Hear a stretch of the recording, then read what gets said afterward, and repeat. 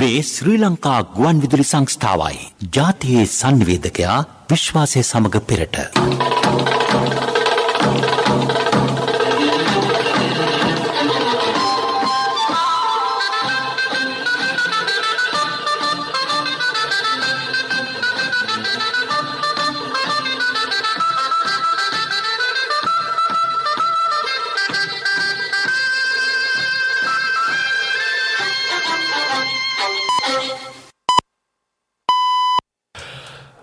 දොළහයි 45 මේ ශ්‍රී ලංකා ගුවන්විදුලි සංස්ථාවයි මෙන්න ප්‍රවෘත්ති සංස්කරණය ඉනුකා බ්‍රෝහිය ප්‍රකාශය බද්‍රජිත් සෞම්‍ය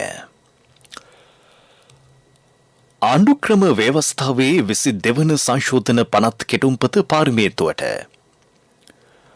රටේ නීති හා සාමය ස්ථාපිත කිරීමෙන් තොරව ඉදිරියට ගමන් කළ නොහැකි බවට අගමැතිවරයාගෙන් ප්‍රකාශයක්. අල්ලසා දූෂණීය පිටුදැකීමට අදාළ පනත් කෙටුම්පතට කැබිනට් අනුමැතිය. අතුරුදන් වූ තැනැත්තන් සම්බන්ධයෙන් පවතින ගැටලුවලට ඉදිරි වසර 2 තුළදී විසඳුම්. QR කේත ක්‍රමයෙන් බැහැරව ඉන්ධන නිකුත් කරන පිරූම් හල්වලට එරෙහිව දැඩි ක්‍රියාමාර්ග. ආහාර භෝග වගාවලට වන සතුන්ගෙන් වන හානිය අවම කිරීමේ වැඩපිළිවෙලක්. රුපියල් 1,37 ලක්ෂයකට අධික මුදල් හා රන් භාණ්ඩ සැකකරුවන් 90 දෙනෙකු අත්අඩංගුවට. ආරාධිත 2020 ක්‍රිකට් තරඟාවලියේ තවත් තරඟ දෙකක් අද කොළඹදී. නීටෝ සන්ධානයට පිරිලන්තය සහ ස්වීඩනය ඇතුළත් කර ගැනීම සඳහා වන ලීවිඩිවලට අමරිකානු ජනපති අත්සන් තබයි. ආණ්ඩුක්‍රම ව්‍යවස්ථාවේ 22 වන සංශෝධන පනත් කෙටුම්පත පාර්ලිමේන්තුවට ඉදිරිපත් කෙරේ. ජනාධිපති රනිල් වික්‍රමසිංහ මහතා පසුගිය 3 වෙනිදා පාර්ලිමේන්තුවට ඉදිරිපත් කළ රජයේ ප්‍රතිපත්ති ප්‍රකාශනය පිළිබඳ කල්තැබීමේ විවාදය දෙවන දිනටත් පාර්ලිමේන්තුවේදී දැන් පැවැත්වේ. රටේ නීති හා සාමය ස්ථාපිත කිරීමෙන් තොරව ප්‍රජාතන්ත්‍රවාදීව ඉදිරියට ගමන් කළ නොහැකි බව අග්‍රාමාත්‍ය දිනේෂ් ගුණවර්ධන මහතා විවාදයට එක්වෙමින් පැවසීය. සර්වපාක්ෂික ආණ්ඩුවක් වෙනුවෙන් ජනාධිපතිතුමා කැපවී සිටී. ඊට අදාළ සාකච්ඡා ආරම්භ කර තිබේ. ඒ අනුව සර්වපාක්ෂික වැඩපිළිවෙලක් සඳහා ක්‍රියා කිරීම පාර්ලිමේන්තුවේ පක්ෂ සතු වගකීමක් බව අගමැතිවරයා ප්‍රකාශ කළේය. ආණ්ඩු ක්‍රමයේ හා ආර්ථිකයේ ප්‍රතිසංස්කරණ සිදු කළ යුතු වේ. ඒ සඳහා පාර්ලිමේන්තු කාර්යක සභා ක්‍රමය ශක්තිමත් කිරීමට පියවර ගෙන ඇත. ජනතාව හා පාර්ලිමේන්තුව අතර පරතරය අඩු කර ගැනීමට කාර්යක සභා ක්‍රමය හොඳ ආරම්භයක් වනු ඇතැයි හෙතම කීවේය. සමාජය සංසුන් කිරීමට ආර්ථික පරතරය අඩු කළ යුතුය. ඒ සඳහා ජාත්‍යන්තර මුල්‍ය ආයතන සමග සාකච්ඡාවලදී අඩු ආදායම්ලාභී ජනතාවගේ ප්‍රශ්නවලට විසඳුම් ඉදිරිපත් කරන බව අගමැතිවරයා පැවසීය. රටේ ජනගහනය වැඩි වී තිබේ. ඒ තුළ නිෂ්පාදනය හා නාස්තය පිළිබඳ අලුතින් සිටිය යුතුය. නව ජනගහන වර්ධනයත් සමග මතුවන සේවා සැපීම් පිළිබඳ අවධානය යොමු කළ යුතුය. ජාතික ගමනාගමන ප්‍රතිපත්තියක අවශ්‍යතාව පෙන්වා දුන් ගුණවර්ධන මහතා කෘෂිකර්ම දීවර වැවිලි ඇතුළු කර්මාන්ත අපනයන තත්ත්වයට පත්කර නව සංවර්ධන මාවතකට යොමු වන බව ප්‍රකාශ කළේය. අල්ලසා දූෂණය පිටු දැකීමට ක්‍රියා කරන බව ඔහු කීවේය. අපේ රටේ ජනගහනය වැඩි වුණාට අපේ රටේ භූමි ප්‍රමාණය වැඩි වෙන්නේ නැහැ. ඉල්ලුම හැමෝම අපි අර්බුදයෙන් අර්බුදයට යනවා. ඒ නිසා මේ අලුත් ප්‍රශ්න ඉදිරි කාලයේ සඳහා පසුගිය කාලේ අපි ගත කර පැමිණි ඒ යුගයට වඩා වෙනස්ව අපි ඒට මුහුණ දීම සඳහා වහ එක්ව ඒ පිළිබඳ මැදිහත් වෙමු. අනාගතය දිහා බලන අපි ජාතික සමුද්‍ර ප්‍රතිපත්තියකට සකස් කිරීමේ වැඩපිළිවෙලට ගැඹුරින් බැසිය යුතු කාල පරිච්ඡේදය ජීවත් වෙන බව සඳහන් කරන්නට කැමැතියි. අපේ රටේ ග්‍රාම නිලධාරි කොට්ටාස 14500ක් මුල් කරගෙන යලි රට ගොඩනැගීමේ ඉලක්කයට පිවිසෙන අලුත් සංවර්ධනයකට අපි ගමන් කළ යුතුයි. ආහාර නිෂ්පාදනය, පරිසරය, ඒ වගේම ජාතික නිෂ්පාදනයන් වැඩි කළ හැකි අවස්ථාවකට පිවිසෙන එවැනි ඒකාබද්ධ වැඩපිළිවෙලකට අද සකස් වෙමින් තිබෙනවා. ඇමති විජේදාස රාජපක්ෂ මහතා කතා කරමින් අල්ලස් හා දූෂණය පිටු දැකීමට අදාළ පනත් සඳහා කැබිනට් අනුමැතිය හිමි වී ඇතැයි කීවේය. එමෙන්ම වත්කම් හා බැරකම් පනත අලුතින් ගෙනීමට පියවර ගෙන තිබේ. පාර්ලිමේන්තු මන්ත්‍රී එරන් වික්‍රමරත්න මහතා කතා කරමින් අල්ලස්සෝ දූෂණ කොමිෂන් සභාව ස්වාධීන කළ යුතු බව පැවසීය. මහ පරිමාණ දූෂණවලට හසු වූවන් වෙනුවෙන් පෙනී නොසිටින ලෙස ඔහු නීතිඥ සංගමයෙන් ඉල්ලීමක් කළේය. වසර 2030 වන විට 50% විද්‍යුත් වාහන භාවිතය සඳහා ප්‍රතිපත්තිමය තීරණයකට එළඹ ඇතැයි ඇමති බන්දුල ගුණවර්ධන මහතා පාර්ලිමේන්තුවේදී පැවසීය. ඒ සඳහා ලංගමේට විද්‍යුත් බත්සාහත මිලදී ගැනීමට පහසුකම් සැලසේ. පුද්ගලික අංශයටද ඒ සඳහා අවශ්‍ය පහසුකම් යොදන බව ඇමතිවරයා කීවේය.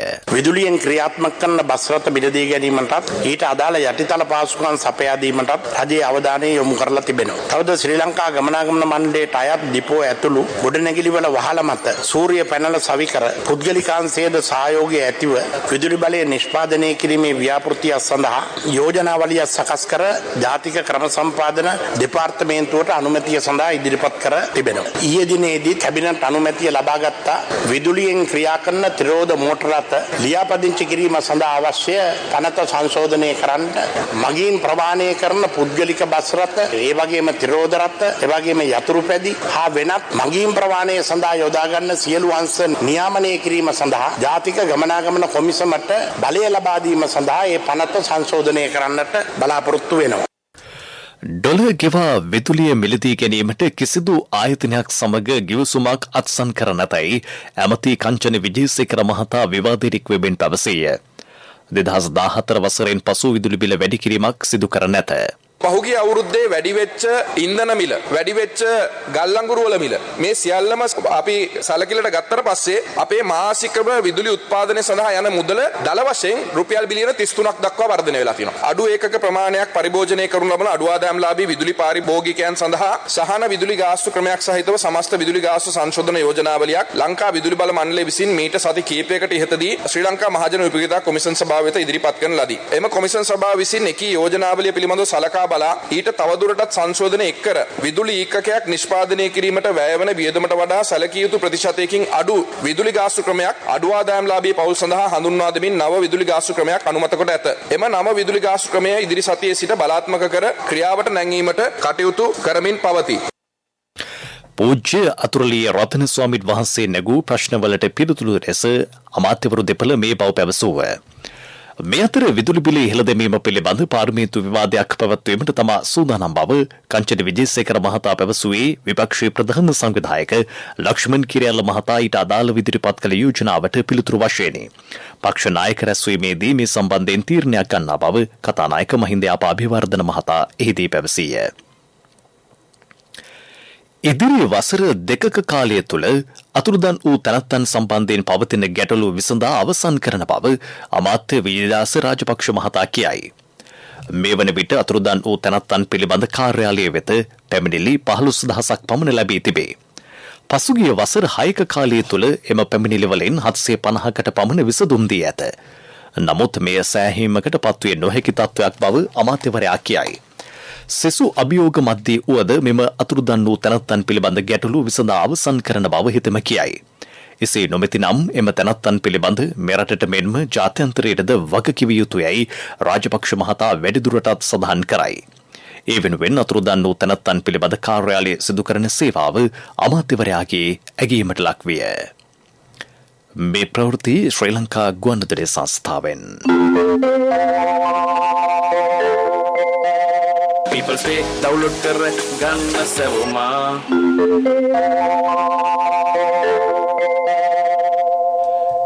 QR කේත ක්‍රමයෙන් බැහැරව ඉන්ධන නිකුත් කරන පෙරෝම්හල් වලට එරෙහිව දැඩි පියවර ගන්නා බව විදුලි බල හා බලශක්ති අමාත්‍යාංශය පවසයි. මීට අදාළව පැමිණිලි රැසක් ලැබී තිබේ. QR කේතය යටතේ පෙරෝම්හල් වලින් නිකුත් කරන සිළු ඉන්ධන තොග අදාළ මෘදුකාංගයේ මගින් ගණනය වන බව එම අමාත්‍යාංශය සඳහන් කරයි. ඒ අනුව සෑම දින දෙකකට වරක් එක් පෙරෝම්හල් වලින් නිකුත් කර ඇති ඉන්ධන ප්‍රමාණය පිළිබඳ ලිඛිතව දැනුම් දීමක් සිදු කෙරේ. එහිදී QR කේත ක්‍රමයට බැහැරව නිකුත් කර ඇති ඉන්ධන ප්‍රමාණය පිළිබඳ සාධාරණ හේතු ඉදිරිපත් කිරීමට නොහැකි වූහොත් එම පෙරෝම්හල් වලට සපයන ඉන්ධන ප්‍රමාණය සීමා කරන බව අමාත්‍යාංශය වැඩිදුරටත් සඳහන් කරයි.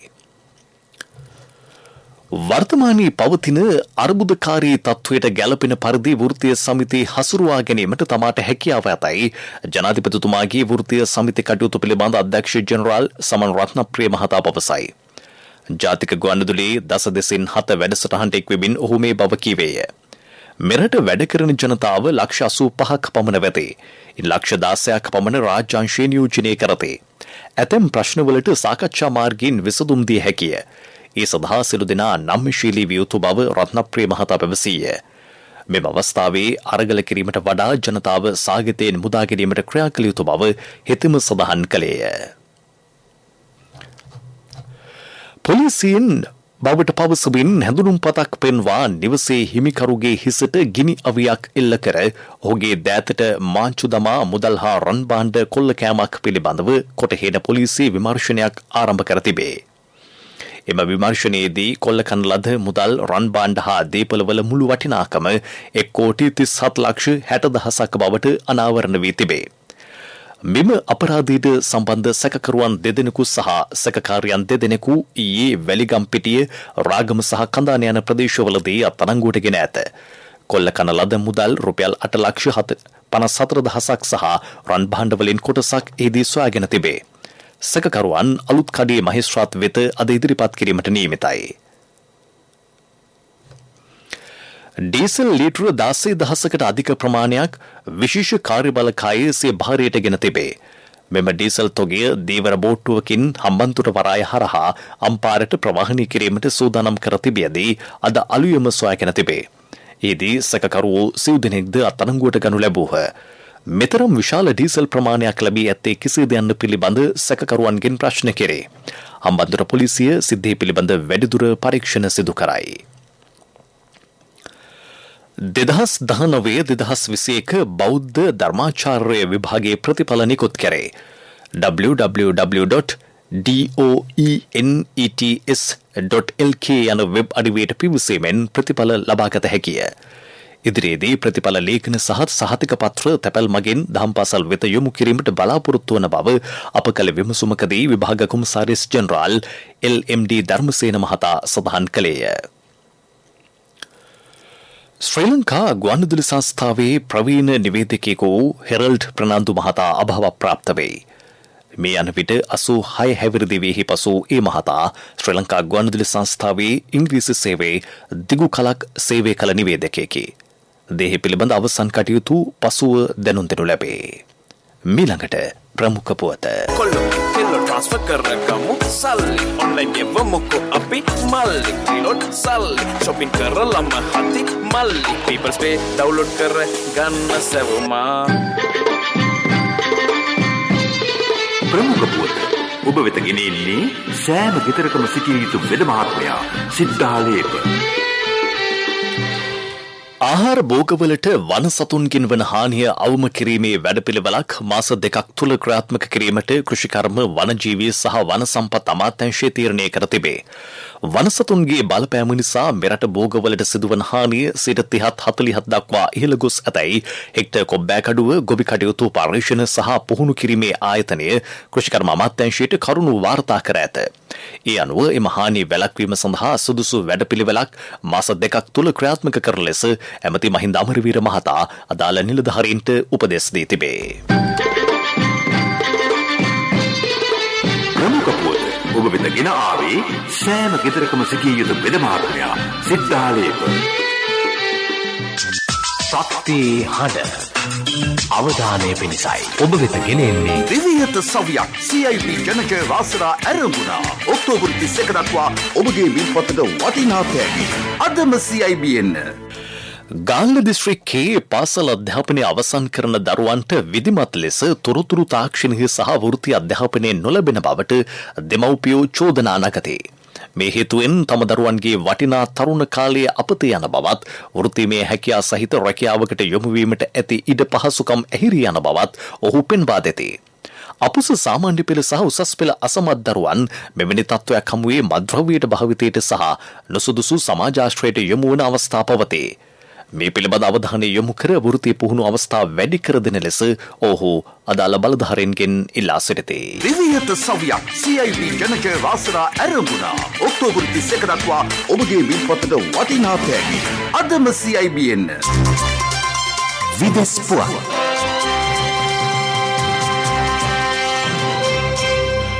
නේටෝ සන්ධානයට පින්ලන්තය සහ ස්වීඩනය ඇතුළත් කර ගැනීම සඳහා වන ලීකිවිලිවලට ඇමරිකානු ජනාධිපති ජෝ බයිඩන් මහතා සන්තබයි.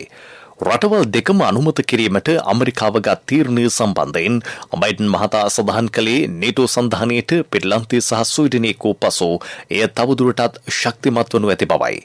රුසියාව යුක්‍රේනය ආක්‍රමණය කිරීමට ප්‍රතිචාර දක්වමින් ස්වීඩනය සහ පින්ලන්තය නේටෝ සමාජිකත්වය සඳහා ඉල්ලුම් කළේය. ඊට එරෙහිව රුසියාව මෙම රටවල් දෙකටම අනතුරු අඟවා තිබේ. කෙන්යානු ජනාධිපතිවරණය සඳහා ඡන්ද විමසීම දැන් පවත්වේ. එරට උප ජනාධිපතිවරයා වන 55 හැවිරිදි විලියම් රූටෝ සහ පස්වන වරටත් ජනාධිපති ධුරයට ඉදිරිපත්ව සිටින 77 හැවිරිදි රයිලා ඔඩින්ගා මහත්තුරු මේ සඳහා තරඟ වැද සිටිතේ. කෙන්යාවේ දූෂිත දේශපාලන පද්ධති අවසන් කර ජීවන වියදම් සහ වෙරකියාවට පිළියම් යොදන බව දෙදෙනාම ප්‍රතිඥා දී තිබේ. ජනාධිපතිවරණය සඳහා කෙන්යානු ජාතිකයෝ මිලියන 22කට වැඩි පිරිසක් ලියාපදිංචි වී සිටිති. පෙරසර සංවර්ධනයක පුවත් සම්පින්ඩනය සංවර්ධන පුවත්. ගාල්ල දිස්ත්‍රික්කයේ පළාත් පාලන ආයතන 7කට අයත් අබලන් දුෂ්කර මාර්ග 19ක් මේ වන විට සංවර්ධනය කෙරේ. ග්‍රාමීය ජන කමිටුවල යෝජනාවලට අනුව ඒවා ක්‍රියාත්මකයි. පළාත් සභා අරමුදල් සඳහා ලබා දී තිබේ. වැය කරන මුදල රුපියල් ලක්ෂ 94කි. තම නිෂ්පාදන කඩිනමින් වෙළඳපොළට ගෙන යාමටත් ජනතාවගේ ප්‍රධාන අවශ්‍යතා සපුරාලීමත් මෙහි අරමුණයි. ක්‍රීඩා පුවත් ඔබ වෙත ගෙන එන්නේ සම්පත් බැංකුව හෙට දින එළිය කරයි. ශ්‍රී ලංකා ක්‍රිකට් ආයතනය සංවිධානය කරන ආරාධිත 2020 ක්‍රිකට් තරඟාවලියේ තවත් තරඟ දෙකක් කොළඹ ආර් ප්‍රේමදාස ක්‍රීඩාංගණයේදී අද පැවැත්වේ. ග්‍රීන් සහ රෙඩ්ස් කණ්ඩායම් පස්වර 3ට තරඟ වදින අතර ග්‍රේස් සහ බ්ලූස් කණ්ඩායම් රාත්‍රී 7:30ට තරඟ වැදීමට නියමිතයි. මෙම තරඟාවලියේ බ්ලූස් කණ්ඩායම සහ රෙඩ්ස් කණ්ඩායම ලකුණු 2 බැගින් ලබා පිළිවෙලින් පළමු සහ දෙවන ස්ථානවල පසු වේ. ව්‍යාපාරික පුවත් ඔබ වෙත ගෙන එන්නේ මේ අභියෝගාත්මක කාලයේ NSB වෙතින් අඩුම කාලෙන් වැඩිම පොලිය. ඔබේ කෙටි කාලින ඉතුරුම් තැන්පතුවට මාස 3න් 20%ක මාස 7න් 22%ක ආකර්ශනීය පොලියක්. ළඟම NSB ශාඛාවට හෝ ප්‍රධාන තැපැල් කාර්යාලයට අදම එන්න. 100% රාජ්‍ය ආරක්ෂාව සහිත එකම බැංකුව NSB. Expo Lanka Holdings PLC සමාගම 2022 ජූනි 30 වෙනිදායි අවසන් වන කාර්තුව සඳහා ඉහළ මුල්‍ය කාර්යසාධනයක් වාර්තා කර තිබේ. ඒ අනුව එම සමාගමේ දල පිරිවැටුම අදාළ කාලය තුලදී රුපියල් බිලියන 235.1ක් වූ අතර දල ලාභය රුපියල් බිලියන 36.9ක් ලෙස සටහන් විය. එම කාර්තුව සඳහා බදු ගෙවීමෙන් පසු ලාභය රුපියල් බිලියන 20.1කි. මෙම සමාගම ලොජිස්ටික් සංචාරක සහ ආයෝජන කෙරෙහි ලැබියාවක් දක්වන මෙරට ප්‍රමුඛ පෙළේ ලැයිස්තුගත ආයතනයකි. ව්‍යාපාරික පුවත් ඔබ වෙත ගෙන ආවේ මේ අභියෝගාත්මක කාලයේ NSB වෙතින් අඩුම කාලෙන් වැඩිම පොලිය. ඔබේ කෙටි කාලින ඉතුරුම් තැන්පතුවට මාස 3න් 20%ක මාස 7න් 22%ක ආකර්ශනීය පොලියක්. ළඟම NSB ශාඛාවට හෝ ප්‍රධාන තැපැල් කාර්යාලයට අදම එන්න. 100% රාජ්‍ය ආරක්ෂාව සහිත එකම බැංකුව NSB. ආර්ථික පුවත් ආවරණය ඔබේ ඕනම අවශ්‍යතාවයකට සුදුසු මූල්‍ය විසඳුම් දෙන එන අය දියුණු වෙන අය එන LOLC සමූහය එන්න දියුණු වෙන්න. මෙවර යලකන්නේ පොළොන්නරුව දිස්ත්‍රික්කයේ හෙක්ටයාර් 6200ක වී වගා කර ඇතැයි දිස්ත්‍රික් ලේකම් ධර්මසිරි වීරතුංග මහතා පවසයි. රජයේ මෙට්‍රික් ටොන් 6000ක රසායනික පොහොර ලබා දී තිබේ. ගොවි කමිටු හරහා ගොවින් දැනුවත් කළ අතර කෘෂිකර්ම සහ ගොවිජන සේවා නිලධාරීන්ගේ මාර්ගයෙන් අදාළ උපදෙස් ලබා දීම නිසා වගා කටයුතු සාර්ථක වී ඇතැයි හෙතෙම කියයි. LOLC ෆයිනෑන්ස් 2022 ටෙක්නොවේෂන් සම්මාන උළෙලේදී රන් සම්මාන 5ක් නිකර ගනිමින් ඩිජිටල් විප්ලවයේ ප්‍රමුඛයා වේ. අන්තර් බැංකුකරණයේ ඩිජිටල් ගෙවීම් වල විශිෂ්ටත්වයට හිමි සමස්ත රන් සම්මාන දිනා ගනිමින් LOLC ෆයිනෑන්ස් ඩිජිටල් බැංකුකරණය තුල විශිෂ්ටයා වේ. නවීකරණය සහ මූල්‍ය සේවා ඩිජිටල් කරණය කිරීම තුළින් සිය ගනුදෙනුකරුවන්ට පහසුව සැලසීම LOLC ෆයිනෑන්ස් අභිප්‍රායයි.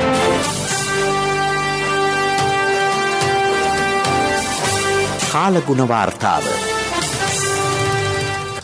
බස්නාහිර සහ සබර්ගමුව පළාත්වලත් ගාල්ල මාතර මහනුවර සහ නුවරඑළිය යන දිස්ත්‍රික්කවලත් සිහින් වැසිවාර කිහිපයක් ඇති විය හැකි බව කාලුගුනිදා දෙපාර්තමේන්තුව දැනුම් දෙයි. මධ්‍යම කඳුකරේ බටහිර බැවුම් ප්‍රදේශවලත් උතුරු හා උතුරු මැද පළාත්වලත් ත්‍රිකුණාමලය සහ හම්බන්තොට දිස්ත්‍රික්කවලත් විටින් විට හමන පැයට කිලෝමීටර 50ක පමණ තද සුළං ඇති විය හැකිය.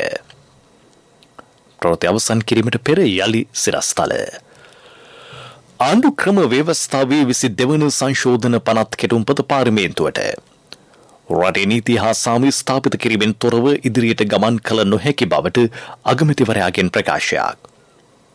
අල්ලසා දූෂණය පිටුදැකීමට අදාළ පනත් කෙටුම්පතට කැබිනට් අනුමැතිය. අතුරුදන් වූ තැනැත්තන් සම්බන්ධයෙන් පවතින ගැටලුවලට ඉදිරි වසර 2 තුළදී විසඳුම්. QR කේත ක්‍රමයෙන් බැහැරව ඉන්ධන නිකුත් කරන පිරවුම්හල්වලට එරෙහිව දැඩි ක්‍රියාමාර්ග. ආහාර භෝග වගාවලට වන සතුන්ගෙන් වන හානිය අවම කිරීමේ වැඩපිළිවෙලක්. රුපියල් 1.37 ලක්ෂයකට අධික මුදල් හා රන් භාණ්ඩ සැකකරුවන් සිව් දෙනෙකු අත්අඩංගුවට. නේටෝ සන්ධානයට පින්ලන්තය සහ ස්වීඩනය ඇතුළත් කර ගැනීම සඳහා වන ලීවිලිවලට ඇමරිකානු ජනපති අත්සන් තබයි. ආරාධිත 2020 ක්‍රිකට් තරඟාවලියේ තවත් තරඟ දෙකක් අද කොළඹදී. දිවා ප්‍රවෘත්ති ඉන් සමාප්තයි. මෙම ප්‍රවෘත්ති ප්‍රකාශය www.slbc.lk වෙබ් අඩවිය ඔස්සේද සවන් දිය හැකියි. මීළඟ ප්‍රධාන ප්‍රවෘත්ති ප්‍රකාශය සවස 6ට.